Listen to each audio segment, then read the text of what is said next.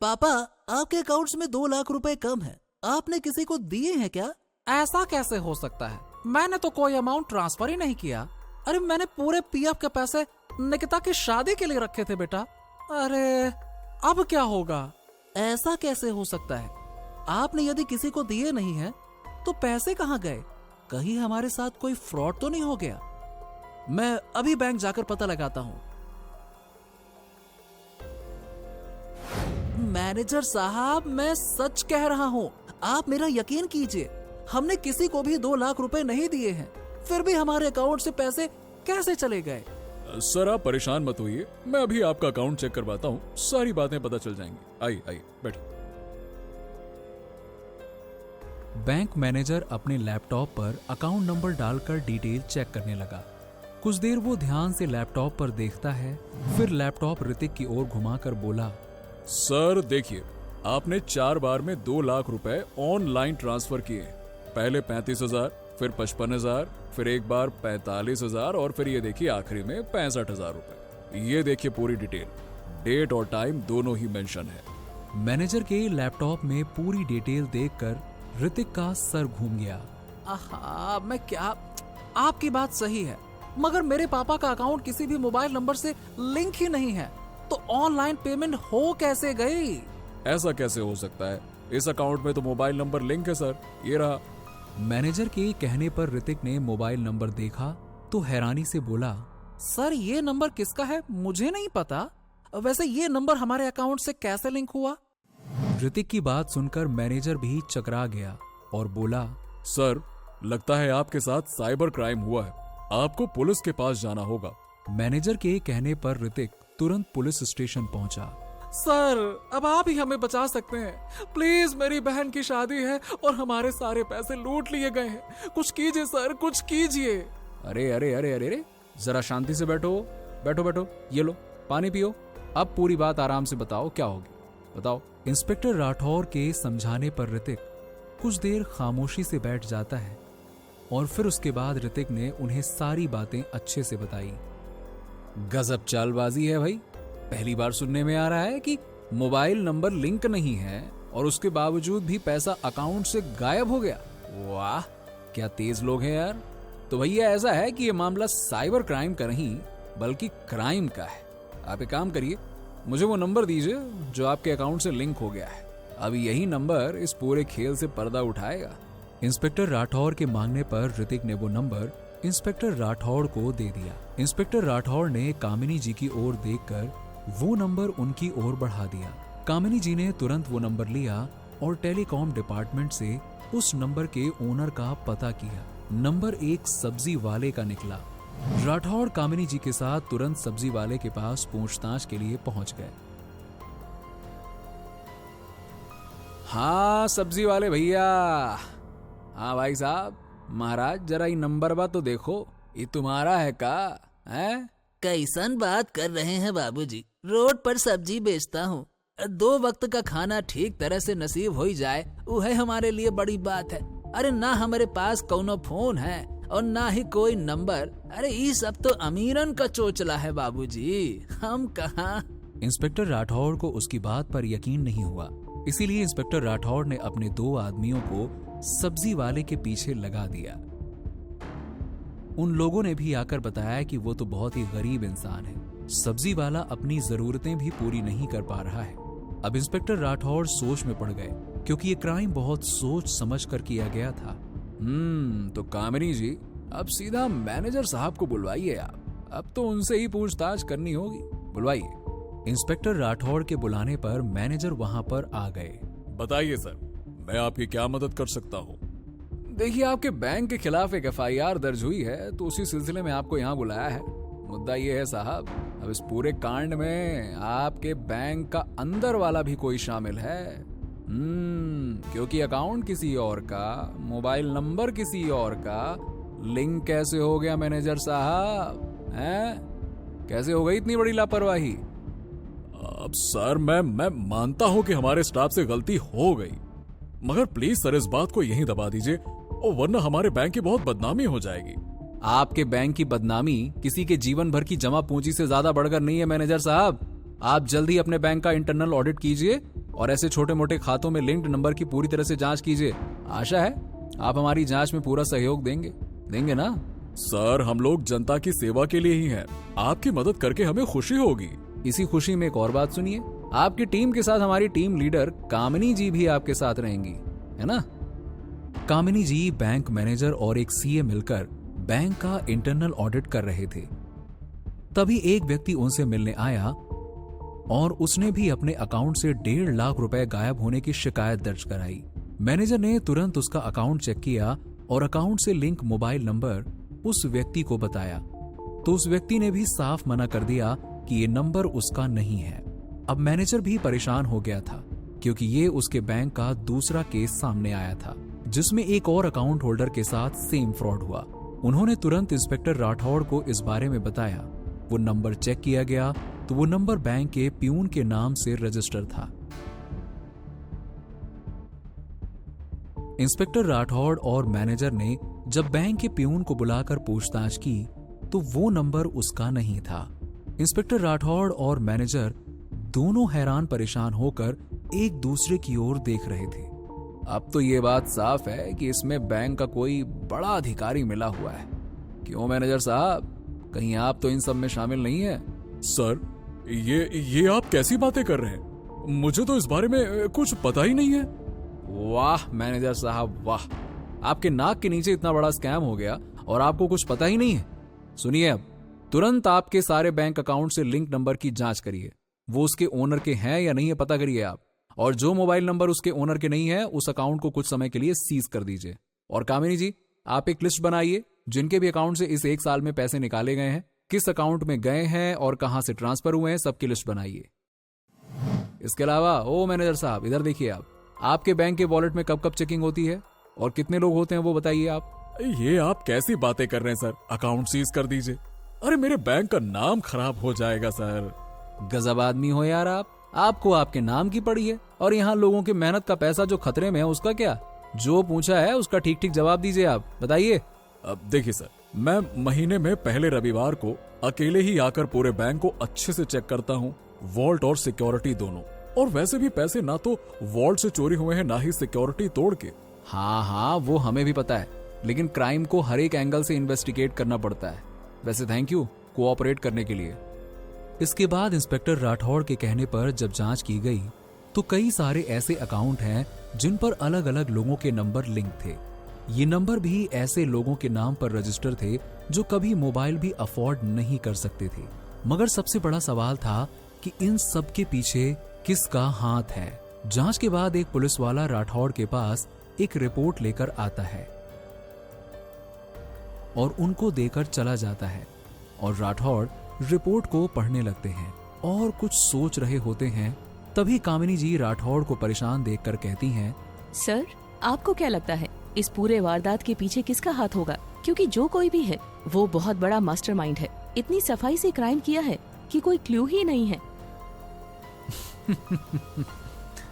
कामिनी जी, crime करने वाला कितना ही शातिर क्यों ना हो, कोई ना कोई सुराग तो जरूर छोड़ता है। ये देखिए, इस क्राइम का क्लू ये रहा। कहते हुए इंस्पेक्टर राठौड़ ने रिपोर्ट कामिनी जी की ओर बढ़ा दी, जिसे देखते ही कामिनी हैरान रह गई और मुस्कुराते हुए बोली, सर, आप कमाल हैं, कैसे कर लेते हैं आप ये सब कुछ? अपना तो ऐसा ही है। अब तुम्हें पता है ना तुम्हें क्या करना है। जी सर, मुझे सब पता है। कहकर कामिनी और राठौड़ दोनों बैंक जाते हैं और वहां काम करने वालों से लेकर मैनेजर को सबको एक कैबिन में बुलवाते हैं। अब ये सब कुछ क्या है सर? आप मेरे बैंक में हुए क्राइम के क्रिमिनल को तो ढूंढ नहीं रहे, उल्टा आप मेरे बैंक में आकर एम्प्लॉयज को अलग परेशान कर रहे हैं। क्या आप जानना नहीं चाहेंगे कि आपका मुजरिम कौन है? आखिर कौन है वो मास्टरमाइंड? हाँ, जरूर जानना चाहते हैं, लेकिन आपने तो सभी को ऐसे बुलाया जैसे सारे के सारे चोर हैं। आप सभी को इसीलिए बुलाया है क्योंकि मुजरिम आप सब में से ही कोई है। कौन है? आप बस नाम बताओ सर, मैं उसको अभी जॉब से निकाल दूंगा। अरे मासूम गरीबों का पैसा कौन खा रहा है? अरे कौन है तुम लोगों में से? बताओ, आप बस नाम बताओ सर, मैं उसको अभी जॉब से निकालता हूँ। इसकी हिम्मत कैसे हुई? आहा, मैनेजर साहब शांत हो जाइए, आप उसको जॉब से निकाल ही नहीं सकते हैं। अरे निकाल सकता हूँ, आप बस एक बार नाम तो बताओ सर उसका। हम आपको उसकी फोटो दिखा देते हैं, फिर आप ही बताना हमें उसके साथ क्या करना चाहिए। हाँ दिखाओ आप। कामिनी एक फोटो फ्रेम लेकर आती है और मैनेजर को दिखाती है, और उसको देख मैनेजर गुस्से में उस फ्रेम को फेंक देता है और कहता है, ये सब क्या है? आप लोग मुझे क्यों फंसा रहे हैं? असल में कामिनी एक शीशा लेकर आई थी जिसमें मैनेजर खुद को देखकर भड़क जाता है। अब मैनेजर साहब, आप खुद से बताएंगे कि आपने कितने लोगों का पैसा अपने अकाउंट में ट्रांसफर किया है, या फिर मैं आपको बताऊं? आप क्या कह रहे हैं? मुझे कुछ समझ नहीं आ रहा है। चलिए मैं समझा देता हूँ, दिक्कत क्या है। क्राइम करते वक्त मुजरिम खुद को कितना भी इंटेलिजेंट क्यों ना समझ ले, लेकिन कोई ना कोई गलती जरूर करता है, और आपने तो क्या ही कहना है, 2 बड़ी गलती कर दी। सबसे पहले आपने क्राइम के लिए बैंक के छोटे छोटे ग्राहकों की लिस्ट बनाई जो बैंक में पैसा सेविंग के लिए रखते हैं, साल 6 महीने में एक बार अपने बैंक अकाउंट में पैसे जमा करवाते हैं या निकालते हैं। उन ग्राहकों के अकाउंट को आपने गरीब लोगों के आधार कार्ड के जरिए कई जाली सिम बनवाली और उन नंबरों को अपने बैंक अकाउंट से जोड़ दिया, और फिर उन सिम के जरिए पैसा विड्रॉ किया। मैंने ऐसा कुछ नहीं किया जो आप बता रहे हो। मैं सिर्फ बता नहीं रहा हूँ, साबित कर सकता हूँ। चलो बताता हूँ मैं आपको। अब पहली बात तो ये कि आपने कहा कि हर महीने के पहली संडे आप बैंक आकर सिक्योरिटी और वॉल्ट चेक करते हो, है ना? हाँ, तो इसमें मैं कैसे मुजरिम हुआ? अरे आगे भी तो सुनो मैनेजर साहब, तुम ये रिपोर्ट देखो जहाँ साफ साफ दिख रहा है कि लोगों के साथ फ्रॉड हर महीने के पहले संडे को ही हुआ है। और चलो मान लिया कि ये एक कोइंसिडेंस हो सकता है, लेकिन जिस सर्वर से पैसा एक अकाउंट से दूसरे अकाउंट में ट्रांसफर किया गया वो तो आपके बैंक का सर्वर निकला। और संडे वाले दिन जिस दिन आप बैंक आए, उस दिन तो कोई और बैंक आया ही नहीं होगा, तो आपके अलावा सर्वर और कौन इस्तेमाल करेगा? और दूसरी गलती ये कि आपने जो पेमेंट गरीबों के अकाउंट से चोरी की, वो आपने क्या दिमाग लगाया, अपने ही दूसरे अकाउंट में ट्रांसफर कर लिया, और उसकी डिटेल्स भी इसी रिपोर्ट में है। वाह, गजब दिमाग लगाया। मेरा काम अच्छा खासा चल रहा था, अगर तुम इस मामले में नहीं आते तो। जितनी सफाई से आपने क्राइम किया था उसे देखकर लगा नहीं था कि आप इतनी आसानी से पकड़ में आओगे, मगर आपकी एक गलती ने आपको फंसा दिया मैनेजर साहब, हैं? कहते हुए इंस्पेक्टर राठौड़ हंस रहे थे और दूसरा पुलिस वाला मैनेजर को पकड़ लेता है। सर, आप कमाल है, इतने छोटे से लूप होल से आपने क्रिमिनल को पकड़ लिया। अपना तो ऐसा ही है कामिनी जी। सर, आपने तारा मर्डर केस की फाइल मंगवाई थी, ये रही।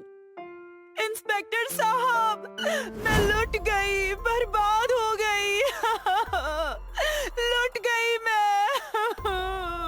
मिनान से बताइए कि हुआ क्या है। मेरा तो आराम हराम हो गया है मैडम, अब मैं इत्मीनान कहाँ से लाऊं? मैं लुट गई, बर्बाद हो गई। उसने मुझे 50 लाख का चूना लगा दिया। मैम, आप पानी पीजिए और डिटेल में बताइए, ये 50 लाख का क्या मामला है? सर, मैं चंदा देवी हूँ। रविवार सुबह मेरे घर के दरवाजे पर एक लेटर आया। उसमें लिखा था, शहर के बाहर माल रोड पर एक घर 1 करोड़ में बिक रहा है। तुम्हारा शुभ चिंतक। सस्ता घर मिलने की खुशी में मैं उस घर को खरीदने शाम 7 बजे पहुँच गई। आपका घर तो बहुत सुंदर है सुकन्या जी, मैं इसे खरीदने के लिए तैयार हूँ, पर आप इसे बेचना क्यों चाहती हैं? अब क्या बताओ, मेरे जो अपने थे वो एक दुर्घटना में चल बसे और उनके बिना यहाँ रहना मुश्किल हो गया है। ओह, तो ठीक है सुकन्या जी, मैं ये घर लेने के लिए तैयार हूँ। अगर आप प्रॉपर्टी के पेपर्स दिखा दे तो। जरूर, ये देखिए, देख लीजिए, ये घर मेरे नाम पर ही है। पेपर्स तो ठीक है सुकन्या जी, मैं अभी आपको 5 लाख का चेक दे रही हूँ और साथ में 45 लाख का चेक भी। बाकी 50 लाख घर मेरे नाम होने के बाद दे दूंगी। आप इन पेपर्स पर यहाँ पर साइन कर दीजिए। इधर इधर। ये लीजिए। बुरा मत मानिएगा सुकन्या जी, लेकिन जो साइन रजिस्ट्री पेपर्स पर है और इसमें थोड़ा सा फर्क लग रहा है। बचपन, जवानी और बुढ़ापे में फर्क तो होता ही है। अब हाथ कांपते हैं चंदा बेटा। लाओ, दोबारा कर देती हूँ साइन। इसकी कोई जरूरत नहीं है। मैं आपकी बात से सहमत हूँ। ये 5 लाख और 45 लाख के 2 चेक हैं। 2 दिन में क्लियर हो जाएंगे। उसके बाद हम रजिस्ट्री कर लेंगे। सर, उस दिन हम दोनों 8 बजे तक साथ में थे, लेकिन आज जब मैं वहाँ पर पहुँची तो सुकन्या करोड़ी लाल जी की जगह कोई और ही है, और वो बोल रहे हैं कि हमने ये घर किसी को नहीं बेचा। मुझे बचा लीजिए इंस्पेक्टर, नहीं तो मेरे 50 लाख डूब जाएंगे। चंदा जी, आप हमें उस घर पर लेकर चलिए। सर, ये औरत झूठ बोल रही है या फिर ये पागल है। ये घर हमारा है और हमने इसे किसी को नहीं बेचा, और हम इस घर को कभी बेचेंगे भी नहीं, क्योंकि ये हमारा पुश्तैनी घर है। इंस्पेक्टर, इनसे कहिए कि इस घर की मालकिन सुकन्या करोड़ी लाल जी को बुलाए। उसके बाद सब कुछ आईने की तरह साफ हो जाएगा। सर, हम उन्हें नहीं बुला सकते। ना बुलाने का कारण प्रिया जी? वो हमारी दादी थी और उनको मरे हुए तो कई साल बीत चुके हैं। ऐसे कैसे कई साल पहले वो मर चुकी है? अरे 2 दिन पहले ही तो मैं उनसे मिली थी, और वो भी इसी घर में। क्या बकवास कर रही हैं ये? मरे हुए आदमी से कोई नहीं मिल सकता। मेरे पास वो पेपर्स हैं जिन पर उन्होंने साइन किए थे। ये देखिए सर। चंदा जी, इस पर तो कोई साइन नहीं है। क्या? ये कैसे हो सकता है? उन्होंने तो यहीं पर साइन किए थे। देख लिया सर आपने? अब तो आपको यकीन हो गया है ना कि ये औरत झूठ बोल रही है। नैना जी, क्या आप लोग हमें सुकन्या जी की फोटो दिखा सकती हैं? माफ कीजिएगा सर, हमारे दादा दादी जी की कुछ फोटोज जिस कमरे में थी, उनमें कुछ साल पहले ही आग लग गई थी, और जिसमें सभी फोटोग्राफ्स जल गए। ओके, और रविवार को आप दोनों कहाँ थी? सर, हम दोनों शनिवार को रामगढ़ गांव में अपनी एक सहेली के यहाँ पार्टी में गए थे, और आज सुबह ही लौटे हैं। कामिनी जी, पता कीजिए, प्रिया और नैना रामगढ़ में थी या कहीं और? रविवार को तुम कहाँ थे? सर, रविवार को मेरी छुट्टी रहती है, तो मैं अपने घर पर ही था। सर, प्रिया और नैना दोनों सच बोल रही हैं। वो शनिवार को रामगढ़ गांव में अपनी दोस्त के पार्टी में ही थी और आज सुबह ही लौटी हैं। लेकिन सर, दोनों बहनें रविवार शाम करीब 5 बजे कहीं चली गई थी और फिर रात 9 बजे वापस अपनी दोस्त के घर पर आ गईं। कामिनी जी, इस शहर से रामगढ़ की दूरी करीब 1.5 घंटे की है, तो हो सकता है कि प्रिया और नैना यहाँ आई हो और अपना काम करके चली गई हो। मुझे भी शुरुआत में यही लगा था सर, पर बाद में पता किया तो पता चला कि ये दोनों अपने एक रिश्तेदार के घर गई थी।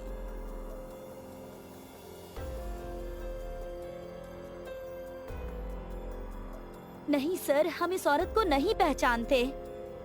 सर, आप लोग क्यों उस झूठी औरत की बातों में आकर अपना टाइम बर्बाद कर रहे हैं? नैना जी, आप हमें कानून मत सिखाइए। आप लोग मुझे घर के पेपर्स दिखाइए, मैं उसे अपने साथ ले जाकर चेक करना चाहता हूँ। ये लीजिए सर।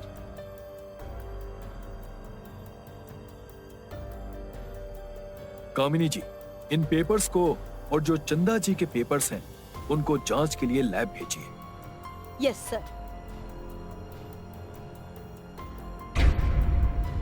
सॉरी सर, मैं बाथरूम चला गया था। ये ऑयल तुम्हारा है? यस सर, इस ऑयल को मैं अपनी खुखरी पर लगाता हूँ ताकि खुखरी साफ रहे और जंग न लगे। सर, लैब से रिपोर्ट्स आ गई हैं।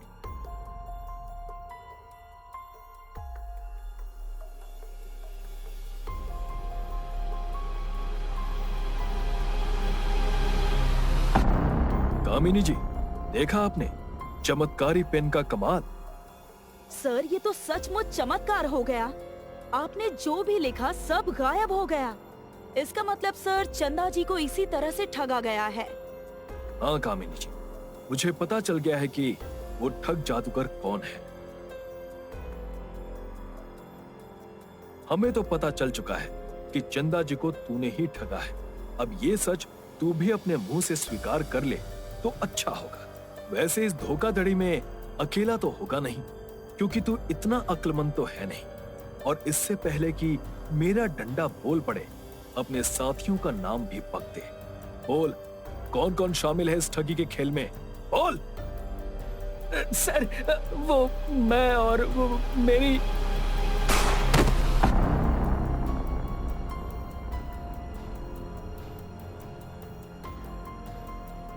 सर, ये आधार कार्ड मिला है। हेलो मानिक, जो आधार कार्ड भेजा है उसकी बैंक डिटेल निकाल जल्दी। और कहीं से भी ये पैसे निकाले तो मुझे तुरंत इन्फॉर्म करो और लोकेशन भी शेयर कर देना। हमें जल्दी ही आधार कार्ड के एड्रेस पर पहुंचना होगा।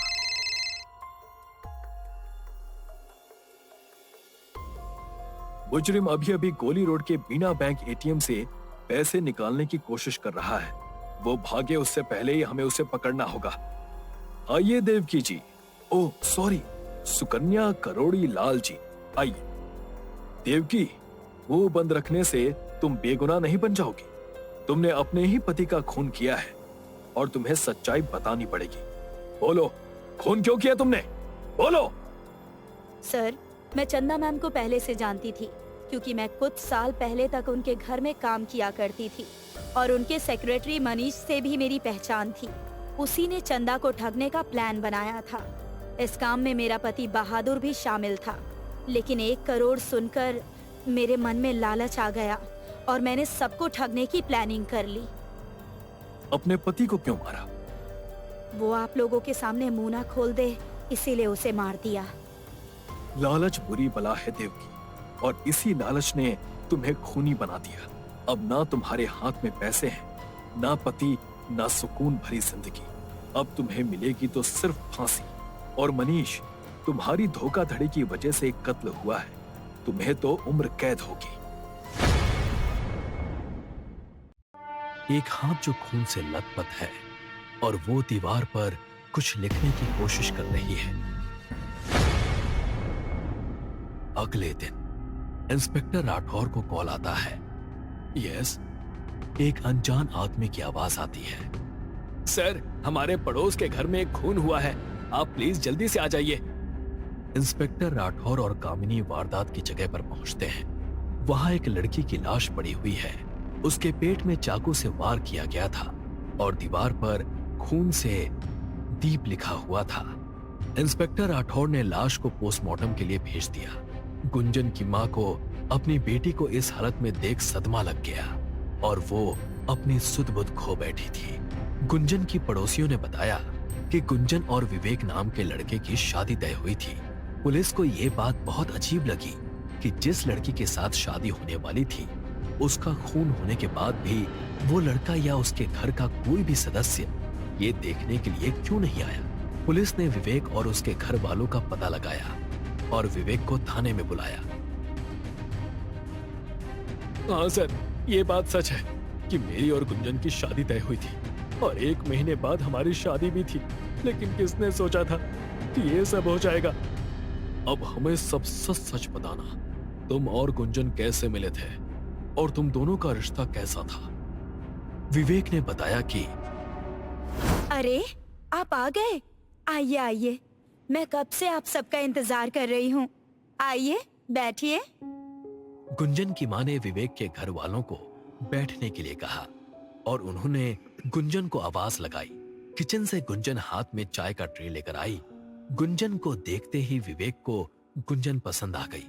थोड़ी देर बात करने के बाद गुंजन और विवेक दोनों ने एक दूसरे के लिए हाँ कर दी। अगर लड़का लड़की की हाँ है तो हमें कोई प्रॉब्लम नहीं है शादी के लिए। हमें भी इस रिश्ते से कोई ऐतराज नहीं है। ये तो मेरी बेटी की खुशनसीबी है कि उसे आप जैसे लोग मिल रहे हैं। सब सही चल रहा था। विवेक और गुंजन धीरे धीरे एक दूसरे से प्यार करने लगे थे। वो कॉल करते, वीडियो कॉल करते,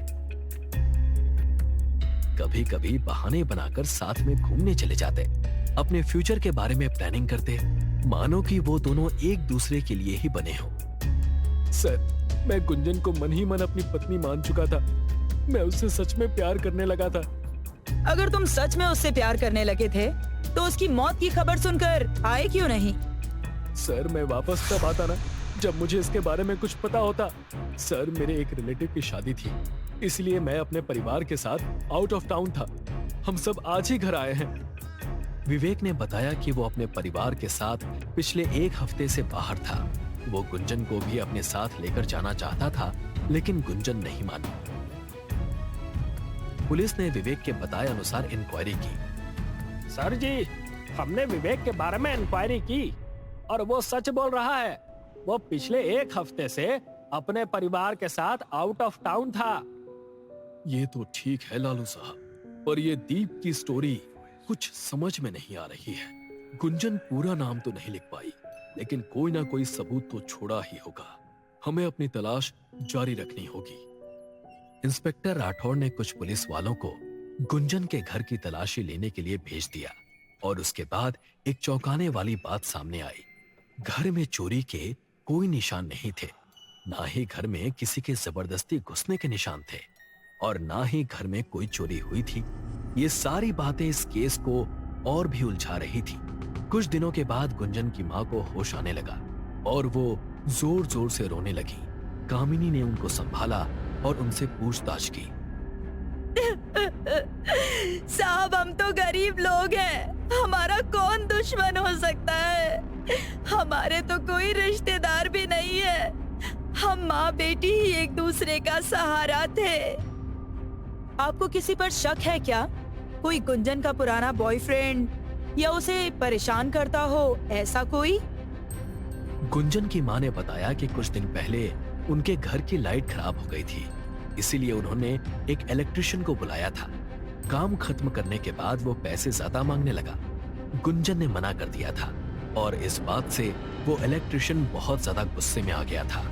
कहीं अपने गुस्से की वजह से तो उसने मेरी बेटी को नहीं मारा होगा ना? उसका नाम क्या था? सर, उसका नाम शायद दीपेश था। ये नाम सुन सबको लगा कि शायद दीपेश ने ही ये सब किया होगा, क्योंकि गुंजन ने भी अपने खून से दीवार पर दीप लिखा था। पुलिस ने उस एरिया के लोगों से दीपेश के बारे में पूछताछ की। पुलिस को दीपेश का पता चल गया। पुलिस ने दीपेश को गिरफ्तार कर लिया। सर, आप ये क्या कह रहे हैं? मैंने किसी का खून नहीं किया है। हाँ, ये बात सच है कि हमारा पैसों को लेकर झगड़ा हुआ था। सर, मैंने वहाँ 2 दिन काम किया था, लेकिन काम ज्यादा हो गया था, इसलिए मैंने पैसे ज्यादा मांगे थे। दीपेश ने बताया कि उसने काम तो किया था, लेकिन गुंजन ने ज्यादा पैसे देने से इनकार कर दिया। सर, मैं अपने काम का पैसा भी उससे वसूल नहीं कर पाया, तो खून कहाँ से करूंगा? हमारे लिए दिन के 300-500 रुपए भी बहुत ज्यादा होते हैं अपना गुजारा करने के लिए। अगर तुमने कुछ नहीं किया तो गुंजन ने तुम्हारा नाम अपने खून से क्यों लिखना चाहा? सर, मैं खुद भी कुछ समझ नहीं पा रहा हूँ सर, लेकिन मैंने कुछ नहीं किया। आप प्लीज असली गुनहगार को जल्द से जल्द पकड़ लीजिए। दीपेश की बात सुनकर यह केस और भी ज्यादा पेचीदा हो गया था। दीपेश को सस्पेक्ट के तौर पर अरेस्ट किया गया था।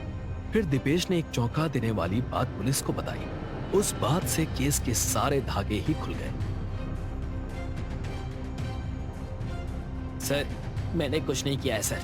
मैं क्यों गुंजन को मारूंगा? मेरा उससे क्या रिश्ता? वही तो जानना है हमें कि तुम्हारा और गुंजन का रिश्ता क्या है और तुमने क्यों मारा गुंजन को। तभी वहां दीपेश आ गया।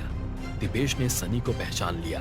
दीपेश ने बताया कि जब वो लाइट का काम करने के लिए गुंजन के घर जाता था, तब वहां पर सनी भी आया था। गुंजन की माँ मार्केट जाती थी, तब उसी टाइम सनी वहां आता था। और वो दोनों अकेले कमरे में 2-3 घंटे साथ में रहते थे, अंदर से दरवाजा बंद करके। अब आगे की कहानी तुम बताओगे या हम अपने तरीके से पता लगाएं? हाँ सर, मैंने ही गुंजन को मारा है। सर, मैं और गुंजन एक दूसरे से बहुत प्यार करते थे, लेकिन गुंजन की माँ को हमारा रिश्ता मंजूर नहीं था। सनी ने बताया कि गुंजन की माँ ने इमोशनल ब्लैकमेल करके गुंजन को विवेक से शादी करने के लिए मनाया था। विवेक से शादी तय होने के बाद भी गुंजन सनी के साथ रिलेशन में थी, लेकिन धीरे धीरे सनी को महसूस होने लगा था कि गुंजन को अब विवेक अच्छा लगने लगा है। उस दिन रात को जब वो गुंजन से मिलने उसके घर पर गया, तब कमरे में जाने के बाद विवेक का कॉल आया था। वो जिस तरह से प्यार से विवेक से बात कर रही थी, ये बात सन्नी को बहुत बुरी लगी। तुम्हें विवेक अच्छा लगने लगा है ना? अब अच्छा इंसान है तो अच्छा ही लगेगा ना। प्यार करने लगी हो ना तुम विवेक से? ऐसी कोई बात नहीं है सनी, विवेक एक अच्छा लड़का है, बस। इस बात से उन दोनों के बीच झगड़ा हुआ और गुस्से में सनी ने गुंजन के पेट में चाकू मार दिया। गुंजन के मरने के बाद उसने अपने आप को बचाने के लिए गुंजन का हाथ लिया और दीवार पर दीप लिख दिया ताकि सारा शक दीपेश पर जाए, क्योंकि गुंजन ने सनी को पहले बताया था कि पैसों को लेकर दीपेश और उसमें झगड़ा हुआ था। तुमने प्लानिंग तो बहुत अच्छी की थी, लेकिन तुम ये भूल गए कि गुनहगार कितना भी शातिर क्यों ना हो, पुलिस की पकड़ में आ ही जाता है। सही कहा सर आपने, आपका तो जवाब नहीं। अपना तो ऐसा ही है कामिनी जी, चीते की चाल बाज की नजर, और इंस्पेक्टर राठौर की पकड़ से छूटना इम्पॉसिबल है। रात का समय था। डैनियल खाना खा के अपने कमरे में चला गया। उसके हाथ में एक टेडी था जिसे वो टीटू के नाम से बुला रहा था। डैनियल की उम्र 24 साल की थी, लेकिन उसका दिमाग एक 10 साल के बच्चे की तरह था। टीटू, मैंने ना आज पेट भर के खाना खाया। तुमने खाया ना? आज तो कुक अंकल ने बहुत अच्छा खाना बनाया था। तभी डैनियल के पापा मैथ्यू वहाँ आ जाते हैं। वो डैनियल को कुछ गोलियां देते हैं जिससे उसकी दिमागी हालत में सुधार आ जाए। बेटा डैनियल, जल्दी से ये मेडिसिन फिनिश करो। चलो, you are a good boy ना? नो पापा, वो दवाई बहुत कड़वी है, मुझे बिल्कुल पसंद नहीं। उसे खाने से मेरे सर में दर्द होने लगता है। डैनियल दवाई लेने के लिए तैयार नहीं था, लेकिन मैथ्यू ने उसे समझाया और दवाई खिलाई। मैथ्यू डैनियल का बहुत ख्याल रखता, लेकिन ये बात मैथ्यू का दूसरा बेटा एरिक को बिल्कुल पसंद नहीं थी। वो डैनियल से हमेशा जलता रहता। उसे ऐसा लगता जैसे डैनियल की वजह से उसके पापा उस पर ध्यान नहीं देते हैं। डैनियल का एक डॉगी भी था। डैनियल हमेशा उसको अपने साथ रखता। एक दिन एरिक अपने रूम में ड्राइंग कर रहा था। डैनियल खेलते खेलते उसके कमरे में पहुंच गया। तुम ये क्या कर रहे हो? मुझसे बिना पूछे तुम अंदर कैसे आए? I'm sorry एरिक भाई, I'm sorry। डैनियल एरिक से माफी मांग रहा था, लेकिन एरिक ने उसे धक्का दे दिया और सामने रखे रंग उस पेंटिंग पर उड़ गए। इस बात से एरिक और भी गुस्सा हो गया और डैनियल को रूम से बाहर निकाल दिया। डैनियल रोते रोते अपने कमरे में चला गया। एरिक को डैनियल पर बहुत गुस्सा आ रहा था। उसी रात डैनियल खाना खा के अपने कमरे में चला गया। रात के तकरीबन 11 बजे एरिक गुस्से से डैनियल के कमरे में जाता है। उसके हाथ में एक नुकीला ब्रश था। भाई, तुम्हारी वजह से मेरे पापा मुझसे प्यार नहीं करते। सब हर वक्त सिर्फ तुम्हारे आसपास रहते हैं। डैनियल का ध्यान रखो, उसे खाना दो, नाश्ता दो, उसकी दवाई। सिर्फ डैनियल डैनियल डैनियल। मैं तो जैसे इस घर में हूं ही नहीं।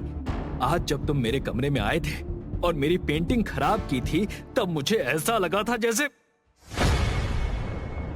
अगली सुबह जब एक नौकर डैनियल के कमरे में गया तो नौकर जोर से चिल्लाया। नौकर की आवाज सुनकर मैथ्यू और माइकल दोनों डैनियल के कमरे की ओर दौड़े। सामने का नजारा देखकर दोनों दंग रह गए। एरिक के हाथों में वही ब्रश था। उसके हाथ और ब्रश पर खून लगा था। डैनियल एक कोने में डर कर बैठा हुआ था। और जमीन पर डैनियल की डॉगी की लाश पड़ी थी। उसके गर्दन पर उसी ब्रश से वार किया गया था। ये सब क्या है एरिक? तुमने डैनियल के डॉगी को क्यों मारा? बोलो। समझ नहीं आता दिमागी हालत में बीमार कौन है, डैनियल या एरिक? मैथ्यू, एरिक को हमारे साथ रखना खतरे से खाली नहीं होगा। इसे जल्द से जल्द हॉस्टल भेज दो, यहाँ से दूर, वरना ये हमारी इतने सालों की मेहनत पर पानी फेर देगा। मैथ्यू ने हॉस्टल कॉल करके अगले ही दिन एरिक की हॉस्टल जाने की तैयारी की। अगले दिन मैथ्यू डैनियल को लेकर डॉक्टर लियाम के पास गया। मिस्टर मैथ्यू, डैनियल की दिमागी हालत में अभी भी कोई सुधार नहीं है। जैसे वो 10 साल से वैसा ही है। आप टेंशन मत लीजिए। डॉक्टर, डैनियल की दिमागी हालत ठीक ना हो ये आपकी जिम्मेदारी है, इसीलिए तो मैं आपको लाखों रुपए हर महीने देता हूँ। हाँ, लेकिन मेडिसिन का लगातार बढ़ रहा डोज डैनियल के दिमाग पर बहुत गहरा असर कर सकता है। ऐसा कहकर डॉक्टर लियाम वॉशरूम के लिए निकल गए। वॉशरूम से बाहर आते वक्त एक चिपचिपी चीज से डॉक्टर का पैर फिसल गया और वो जोर से जमीन पर गिर गए। जमीन पर एक कांच का टुकड़ा पड़ा था, वो डॉक्टर के सिर में घुस गया। डैनियल बेटा, कहाँ हो तुम? मैं यहाँ हूँ पापा। डैनियल ने एक कमरे से आवाज दी। डैनियल उस केबिन में डॉक्टर थेटेस्कोप, मास्क, इंजेक्शन, कैंची, इन्हीं सब चीजों के साथ खेल रहा था। मैथ्यू उसे अपने साथ लेकर घर गया। अगले दिन डॉक्टर की एक एक्सीडेंट में मौत होने की खबर छपी। इंस्पेक्टर राठौड़ और कामिनी हॉस्पिटल पहुंचे इन्वेस्टिगेशन के लिए। सर, देखने में तो ऐसा लग रहा है कि जमीन पर गिरने की वजह से ये मौत हुई है। आसपास कुछ ऐसा नजर नहीं आ रहा है जिससे किसी पर शक हो। दिखने में तो ये एक एक्सीडेंट लग रहा है, लेकिन ये चिकनी सी चीज यहाँ आई कैसे, जबकि बाकी का सारा वॉशरूम फ्लोर क्लीन है? कुछ तो है। कामिनी, बॉडी को पोस्टमार्टम के लिए भेज दो और इस हॉस्पिटल के सीसीटीवी फुटेज मुझे चाहिए। Okay sir. मैथ्यू को टेंशन होने लगी कि अब डैनियल का इलाज कहाँ होगा और कौन करेगा। मैथ्यू, डैनियल हमारे लिए कितना जरूरी है ये तुम जानते ही हो। जल्द से जल्द उसका कोई इंतजाम करो। डैनियल माइकल से बहुत डरता था, क्योंकि माइकल सबके साथ बहुत स्ट्रिक्टली पेश आता था। डैनियल को समझने वाला, उससे प्यार से बात करने वाला और कोई नहीं था। मैथ्यू अगले दिन कुछ काम से शहर के बाहर गया था। घर के सारे नौकर भी अपना अपना काम खत्म करके चले गए थे। डैनियल भी अपने टेडी के साथ सो रहा था। थोड़ी देर में किचन से एक कांच के ग्लास की टूटने की आवाज आई। उस आवाज से माइकल की नींद टूट गई। माइकल अपने कमरे से बाहर आया। माइकल ने अपने मोबाइल की टॉर्च जलाई। कौन है वहाँ? माइकल किचन से बाहर आया और उसने सामने जो देखा। तुम यहाँ क्या कर रहे हो? तुम तो आधी रात को मैथ्यू घर पहुंचा। अंदर जाते ही उसने जो देखा, मानो वो वहीं सुन्न हो गया हो। सामने डैनियल सोफे पर बैठा था। उसके पैरों के पास माइकल की लाश पड़ी थी और डैनियल हाथ में रखे चाकू से खेल रहा था। डैनियल एक साइको की तरह बात कर रहा था। हेलो पापा, आप आ गए? ये आपके लिए सरप्राइज है पापा। देखिए, माइकल अंकल हमेशा आपको डांटते थे ना, आज मैंने उनकी आवाज हमेशा के लिए बंद कर दी और अब आपकी बारी है पापा। मैथ्यू चिल्लाकर कहता है। डैनियल, तुम पागल हो गए हो क्या? ये सब क्या कर रहे हो? डैनियल ने गुस्से से मैथ्यू की तरफ देखा और बाजू में रखे फ्लावर पॉट मैथ्यू के सर पर मारा। मैथ्यू बेहोश होकर नीचे गिर गया। डैनियल ने चाकू से मैथ्यू पर वार किया। मैथ्यू को जब होश आता है तो वो हॉस्पिटल में होता है और सामने इंस्पेक्टर राठौड़ और कामिनी थे। हेलो मिस्टर मैथ्यू, अब कैसा लग रहा है? मैं यहाँ कैसे? और डैनियल कहाँ है? उसने मुझे मारना चाहा, वो पागल हो गया है। हाँ, आपके सारे सवालों के जवाब आपको और हमें जल्दी ही मिल जाएंगे। इंस्पेक्टर राठौड़ और कामिनी मैथ्यू को पुलिस स्टेशन लेकर गए। वहाँ डैनियल को एक कुर्सी से बांधा गया था। हवलदार लालू पटेल उसके साथ खड़े थे। इंस्पेक्टर राठौड़ डैनियल के पास गए। बताओ, क्यों मारना चाहते थे अपने पापा को? मैं जानता हूँ डॉक्टर लियम को भी तुमने ही मारा है।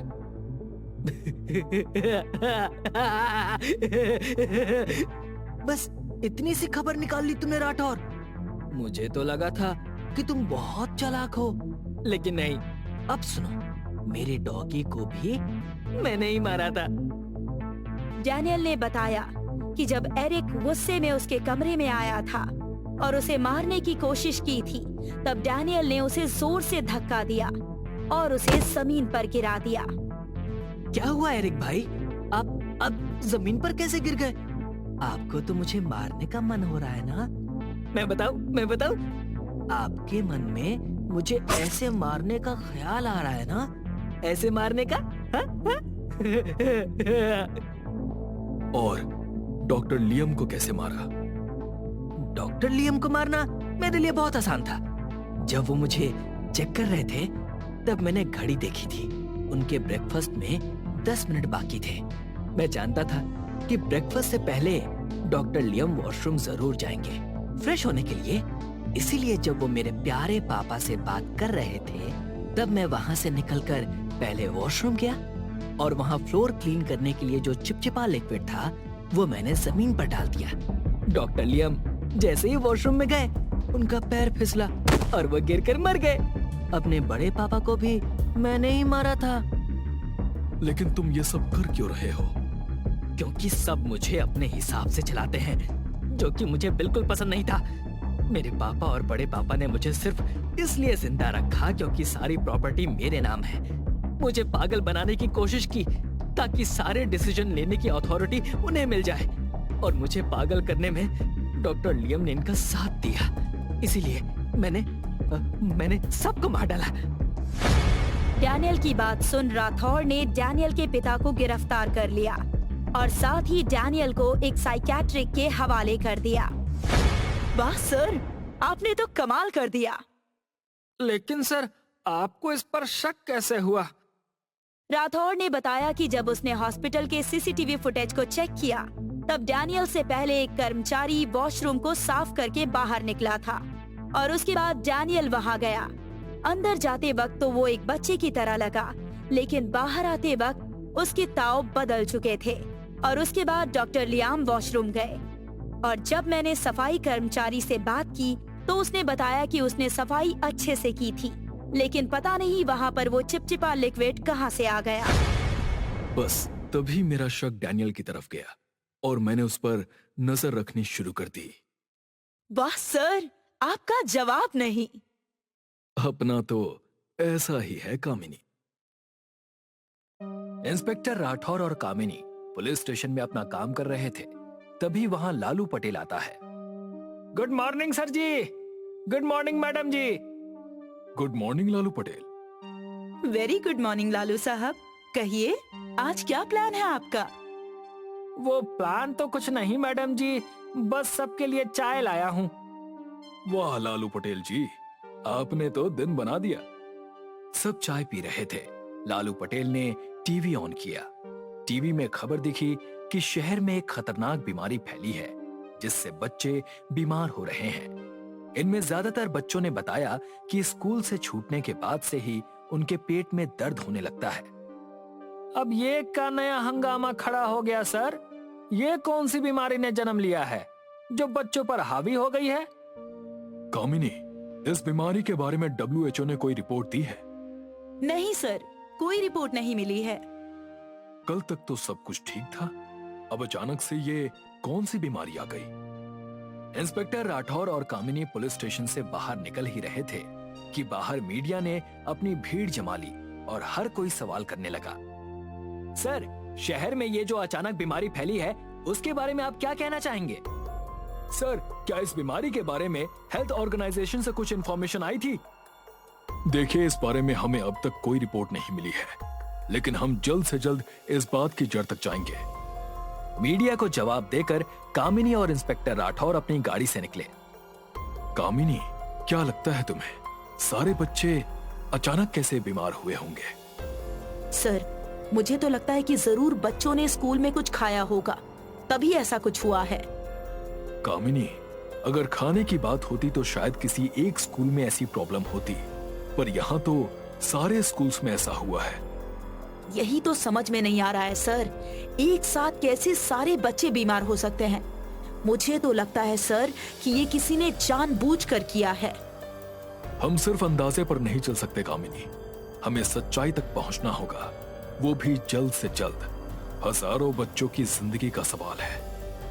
अगले दिन न्यूज़पेपर और न्यूज चैनल्स पर एक खबर मिली कि शहर के सबसे बड़े उद्योगपति धीरज रायचंद, जो मेडिसिन की फैक्ट्री चलाते हैं, उन्होंने शहर की हालत देखकर दरियादिल होकर सारे हॉस्पिटल को मेडिसिन 50% डिस्काउंट में दी है। इस बात से शहर के लोगों को और डॉक्टर्स को बहुत दिलासा मिला था। सारे शहर में सिर्फ धीरज रायचंद जी की बात हो रही थी। अगले दिन मीडिया वाले धीरज रायचंद जी का इंटरव्यू ले रहे थे। रायचंद जी, आपने अचानक शहर के लोगों के लिए मेडिसिन पर 50% डिस्काउंट दिया है, इसकी कोई खास वजह? खास वजह बस इतनी सी है कि मैं नहीं चाहता कि मेरे शहर के बच्चे पैसे कम हैं या पैसे नहीं हैं इसकी वजह से दवाई ना ले पाएं। मैं चाहता हूं कि हमारे शहर के सारे बच्चे इस बीमारी से लड़कर फिर से पहले जैसे हो जाएं। ऐसा कहकर रायचंद वहां से निकल गए। सर, एक बात समझ नहीं आ रही है सर। कुछ हफ्तों पहले तो रायचंद जी की मेडिकल कंपनी डूबने को आई थी, पूरी तरह से घाटे में थी। फिर अब ऐसा क्या हुआ कि ये कंपनी अपना इतना लॉस इतनी आसानी से एक्सेप्ट कर रही है? उसी दिन शाम को रायचंद पुलिस स्टेशन आए। Welcome Raichand sir, welcome. बताइए, आज कैसे आना हुआ? कोई खास वजह? वजह आपको पता नहीं ऐसा तो नहीं हो सकता, लेकिन मैं फिर भी बता देता हूँ। आप तो जानते हैं कि शहर की हालत फिलहाल क्या है। रायचंद ने कहा कि वो शहर के बच्चों को बचाने में सबकी हेल्प कर रहा है। अगर पुलिस स्टेशन में भी उनकी कोई जरूरत पड़ती है तो वो बेझिझक उन्हें बता सकते हैं। अच्छा लगा आपकी बात सुनकर। अगर आपकी जरूरत पड़ी तो हम जरूर आपको बताएंगे। रायचंद वहां से चले गए। कितने गुणी आदमी हैं रायचंद साहब। हाँ, खुद घाटे में हैं, लेकिन शहर के बच्चों को बचाना चाहते हैं। 2 दिन बाद बच्चों की तबीयत में सुधार आने लगा। इंस्पेक्टर राठौर ने इन्वेस्टिगेशन चालू रखी। स्कूल के आसपास के सभी कैमरास चेक किए। उन्हें एक बात समझ में आ गई थी कि सभी स्कूल के सामने एक आइसक्रीम वाला खड़ा रहता था, जो बच्चों को स्कूल छूटने के बाद आइसक्रीम बेचता था। इंस्पेक्टर राठौर ने सबको अरेस्ट करने के लिए कहा। कुछ ही घंटों में सारे आइसक्रीम वालों को गिरफ्तार कर लिया गया, लेकिन किसी को कुछ पता नहीं था। सर, हम तो सीधे साधे मामूली आदमी हैं। हम में इतनी ताकत नहीं कि हम ऐसा वैसा कुछ गलत काम करें। बच्चे जब हमसे आइसक्रीम लेते हैं तभी तो हमारा घर चलता है। हम उन्हें ही नुकसान क्यों पहुंचाएंगे? सभी आइसक्रीम वालों की आइसक्रीम्स की जांच की गई। 2 दिन बाद रिपोर्ट में आया कि आइसक्रीम में कोई मिलावट नहीं थी। बाद में सभी आइसक्रीम वालों को छोड़ दिया गया। कामिनी, कोई सबूत हाथ नहीं आ रहा है। कैसे हम असली गुनहगार को पकड़ेंगे? सर, सबूत नहीं है, लेकिन कुछ क्लू हाथ लगा है। सारे बच्चे स्कूल से आने के बाद बीमार हुए हैं, तो वही कोई ना कोई सबूत जरूर मिलेगा। यस, यू आर राइट कामिनी। राठौर और कामिनी फिर से सारे स्कूल्स में गए छानबीन करने के लिए, और उसमें उन्हें एक बहुत अजीब बात पता चली। हर स्कूल के एक प्यून ने दोपहर के बाद छुट्टी ली थी, और सारे प्यून ने उसी दिन छुट्टी ली थी जिस दिन बच्चे बीमार हुए थे। इंस्पेक्टर राठौर ने स्कूल में उस प्यून को ढूंढने के लिए कहा, लेकिन वो स्कूल में नौकरी पर नहीं आया था। इंस्पेक्टर राठौर को शक हुआ। उन्होंने उसकी पूरी डिटेल ली और दूसरे स्कूल में चले गए। वहां भी सेम सिचुएशन थी। ये क्या चक्कर है सर? एक ही दिन पे हर एक स्कूल में एक एक प्यून ने दोपहर के बाद छुट्टी ली है, और उसके बाद वो स्कूल आए ही नहीं। ये जरूर किसी ने बड़ी साजिश रची है कामिनी, और हमें गुमराह करने की कोशिश भी की गई है, लेकिन हमें हार नहीं माननी है। Yes sir. इंस्पेक्टर राठौर ने सारे स्कूल के प्यून की तस्वीरें ली और उनकी छानबीन शुरू कर दी। 2 दिन बाद एक प्यून पुलिस के हाथ लगा। सर मुझे छोड़ दीजिए, मैंने कुछ नहीं किया सर, मुझे जाने दीजिए, मेरे छोटे छोटे बच्चे हैं साहब। स्कूल के बच्चे भी किसी ना किसी माँ बाप के बच्चे ही हैं। तुम्हें उन पर दया नहीं आई? अब सीधे सीधे बताओ क्यों किया ये सब, किसके कहने पर किया? वो कौन था ये मैं नहीं जानता साहब। मेरे मोबाइल पर लोकल नंबर से कॉल आया था, फिर उसने मुझे मिलने के लिए बुलाया। प्यून ने बताया कि उसे किसी आदमी ने पैसे दिए थे और साथ ही एक पाउडर की पुड़िया दी थी जो उसे स्कूल के पानी में मिक्स करनी थी और वो पानी बच्चे पीते थे। वो पाउडर क्या था ये उसे नहीं पता था। उसने पैसों के लालच में आकर ये सब किया। और क्या जानते हो, बताओ नहीं तो। प्यून ने बताया कि वो उस आदमी को नहीं पहचानता, लेकिन उस आदमी के हाथ पर आर लिखा हुआ है। जब वो उसे पैसे दे रहा था तब उसने देखा था। वाह, मानना पड़ेगा आपको, क्या जबरदस्त प्लानिंग की है आपने। इसे कहते हैं सांप भी मरा और लाठी भी नहीं टूटी। सब कुछ आपके हिसाब से, सब कुछ आपने अपने हिसाब से मैनेज किया। क्यों? अब जरा हमें सच बताने की तकलीफ करेंगे या हम हमारे हथकंडे आजमाएं? मैं पिछले 20 साल से हमारी मेडिकल कंपनी चला रहा हूं, लेकिन कभी भी मैं पूरे फायदे में नहीं रहा। रायचंद ने बताया कि उसने विदेशी कंपनी रॉकसन के साथ हाथ मिलाया था। हाथ मिलाते ही उन लोगों ने उसे 1 करोड़ रुपए दिए। ये कंपनी डुप्लीकेट दवाई बनाती है। उसने अपनी दवाई में उनकी दवाई मिक्स कर दी थी।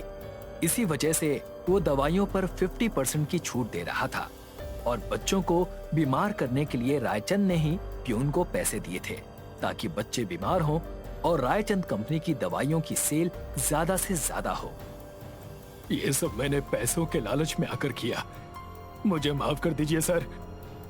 लालच लालच लालच, किसी को पैसों की लालच, किसी को रोटी की लालच, किसी को दारू की लालच, किसी को सोने चांदी की लालच। प्यून ने अपने काम से गद्दारी की, पैसों की लालच। आपने अपने फर्ज, अपने ईमान को बेचा पैसों का लालच। सही कहा सर आपने। जितना लोग अपनी इच्छा और लालच के पीछे भागते हैं, उतना अगर अपने ईमान से वफादारी करने के लिए भागते तो शायद आज हमारा देश और तरक्की करता। रॉकसन कंपनी के मालिक को गिरफ्तार करने के लिए वारंट निकालो। कुछ ही देर में वारंट आ गया। रायचंद और रॉकसन कंपनी के मालिक कुकरेजा और उन सारे प्यून्स को गिरफ्तार कर लिया गया। काश मैं इनके मन से लालच को भी निकाल पाता कामिनी। कोई अपना फर्ज निभाए या ना निभाए, लेकिन आप और हम हमेशा अपने फर्ज से जुड़े रहेंगे सर। आपने ये केस भी सॉल्व कर लिया सर। आपका जवाब नहीं।